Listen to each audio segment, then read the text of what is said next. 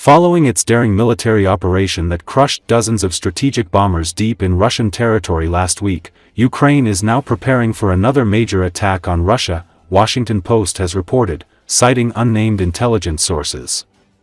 According to the publication, Kyiv, this time, is preparing to strike Russian ships in the Pacific Ocean. The publication reported that Ukraine seeks to use unmanned boats hidden in cargo containers to strike Russian ships and their allies in the northern Pacific Ocean.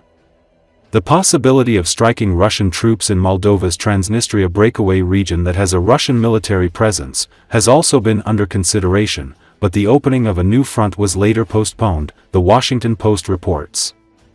As the publication writes, after U.S. Donald Trump abandoned his peacemaker role in Russia-Ukraine peace negotiations, Kyiv now, more than ever, depends on its own intelligence services and demonstrates the ability to deliver serious blows deep into Russia. Amid the deadlock in the 3 years of war of attrition, Ukraine's main counterintelligence agency, the Security Service, also known as SBU, carried out its audacious attack on Russian military airfields in an attempt to reset the negotiation process. The operation codenamed Pautina or Spiderweb, was prepared for a year and a half and targeted 4 military airfields across Russia on Sunday.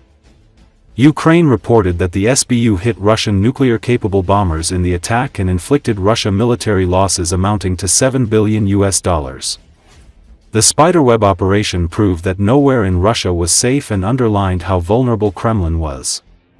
Following the surprise attack, the Russian army started moving its bombers away from Ukraine border.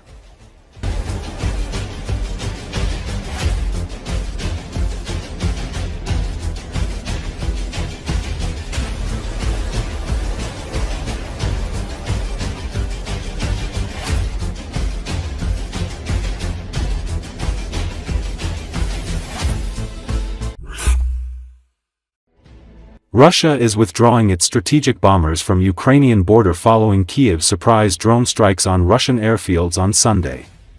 Kremlin is transferring its military aircraft to various parts of the country, even to northeasternmost region of Chukota, fearing new UAV attacks by Ukraine, local Telegram channels have reported.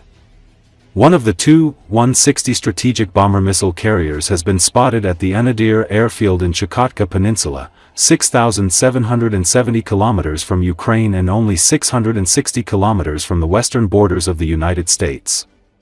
At least 41 Russian strategic bombers worth $7 billion, including two 22M3 and two 95MS, were destroyed as Ukraine's security service conducted a large-scale attack on 4 Russian military airfields on Sunday.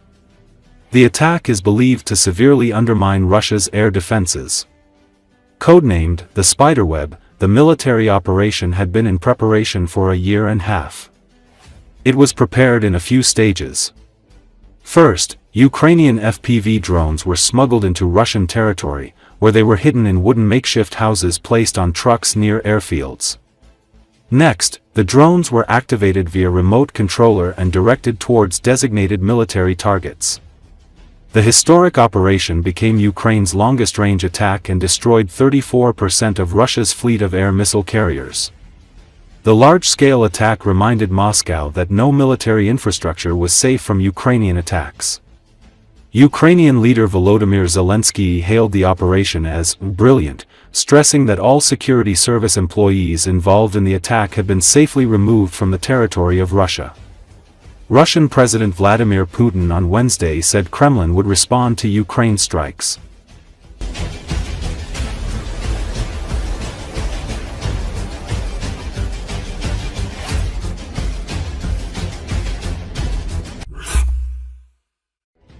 For days on, and Ukraine is still digesting the full implications of Operation Spiderweb, Sunday's massive assault on Russia's strategic aviation. The agency which orchestrated the attack, the Security Service of Ukraine, released additional, vivid footage of the attacks in progress, as well as tantalizing glimpses into how the whole complex operation was conducted.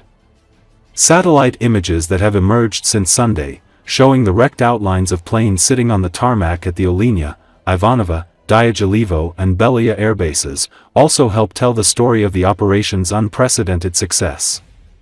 For Ukrainian observers, the whole operation, a year and a half in the making, remains a marvel. Brian Krasenstein, a renowned political analyst, says that this kind of operation, conducted this deep inside enemy territory, using mobile disguised platforms, has never been done before. Not at this scale.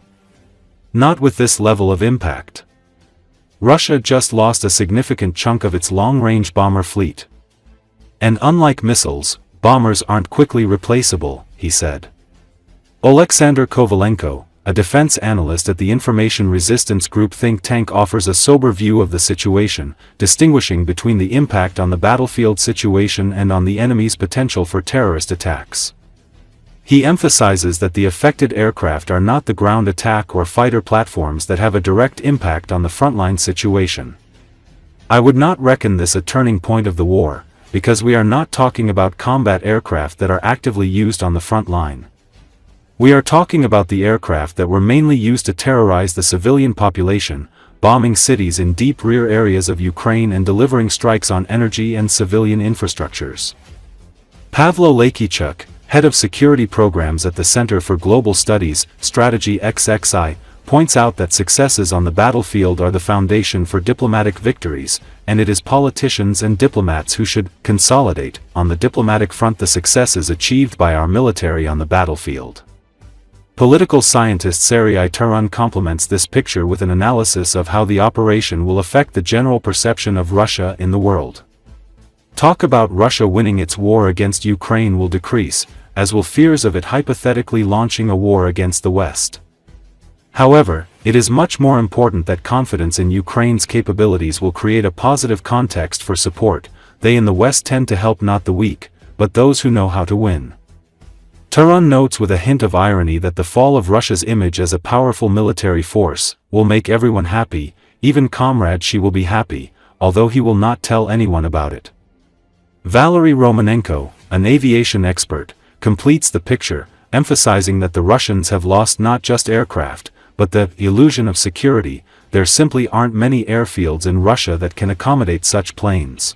Theoretically, the surviving planes can be redeployed to Olynya, Mozdok, or Sarashevo, but even there they are not safe from attacks. There is no longer a safe airbase. According to Romanenko, Operation Spiderweb has busted the myth about invulnerability, because the war has come to Engels, to Belia, to Vladivostok. Ukraine has demonstrated the ability to deliver pinpoint strikes that change the geopolitical balance. Former Swedish Prime Minister Carl Bildt said, "Not even the 007 movies managed to come up with something like this." Former U.S. Army commander in Europe Ben Hodges endorsed Ukraine's strategy with an apt military aphorism: "Better to kill the archer instead of trying to stop all of the arrows."